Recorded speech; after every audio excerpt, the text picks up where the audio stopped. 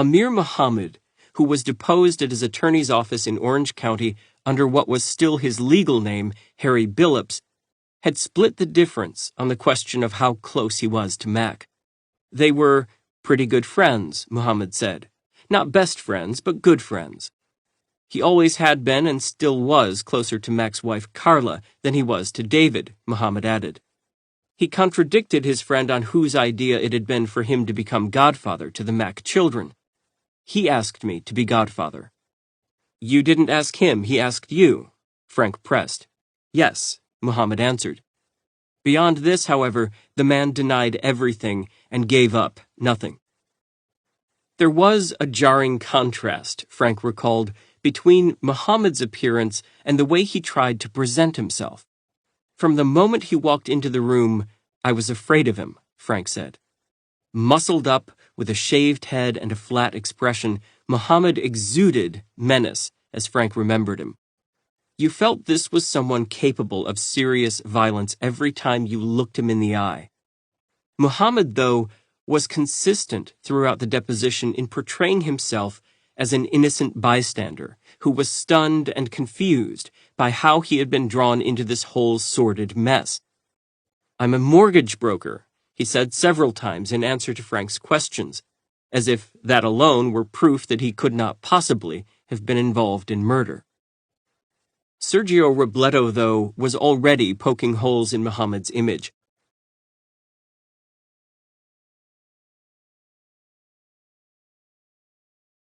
The man's criminal history, Robledo had learned, went back at least to his days as an athlete at the University of Oregon. In 1980, as Harry Billups, Muhammad had been arrested in 3 different Oregon cities for theft of services, skipping out on restaurant or bar bills. More serious was the record Muhammad had accumulated in California during the 1990s. State records showed a man almost constantly on the move, with addresses in an assortment of Southern California cities under at least 4 different names, regularly using driver's licenses and other identification that had been falsely obtained. Most troubling were the incidents stemming from Muhammad's relationship with a woman named Angelique Mitchell. He had been arrested in Anaheim in 1993 for infliction of corporal injury on a spouse, cohabitant, after an altercation with Mitchell. That charge was ultimately dismissed by the Orange County District Attorney's Office on the grounds of furtherance of justice. But Muhammad had been arrested again in 1994, this time in Fullerton, after Mitchell accused him of beating her in front of her children. The charges of assault, battery, infliction of corporal injury on a spouse, cohabitant, and willful cruelty to a child were again dismissed, and again as furtherance of justice, but only after Muhammad had pleaded guilty to trespass with refusal to leave a property and received a sentence of 60 days in jail, along with 24 months of probation. The most significant incident involving Mitchell, though, had taken place on October 21, 1998, 17 months after the notorious B.I.G. murder, when Muhammad had been arrested in the city of Chino for brandishing a firearm. Mitchell had called the Chino police to say that Muhammad showed up without warning at her workplace, a Department of Motor Vehicles office in Pomona. After he saw her climb into a Blazer SUV with her new boyfriend, Mitchell said, Muhammad followed the couple onto the freeway in his black BMW, a vehicle that was the basis of the lease fraud charges that had recently been filed against him in Los Angeles. After tailing them for some distance, the BMW sped up alongside the Blazer, and Muhammad pointed a pistol at them through his open window, Mitchell said. When the Chino police pulled Muhammad over, they found a semi-automatic Beretta loaded with an 8-round clip in his vehicle. Muhammad denied pointing the pistol at the couple, then explained that he was in the process of moving and had forgotten the Beretta was in his car.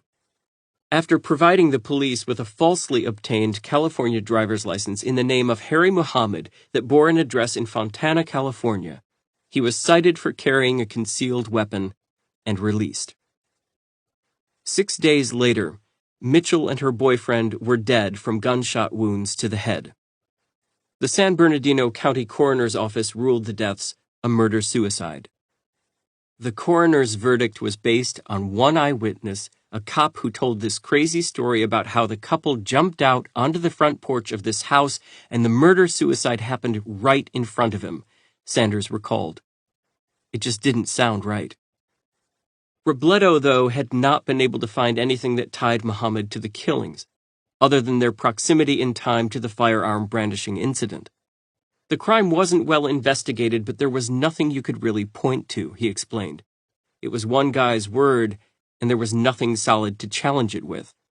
Still, Sanders said, Sergio had found enough for us to know that we could put Muhammad on the stand and let the jury get a real good look at what a bad guy he was. I was especially looking forward to asking him why he needed all those phony driver's licenses.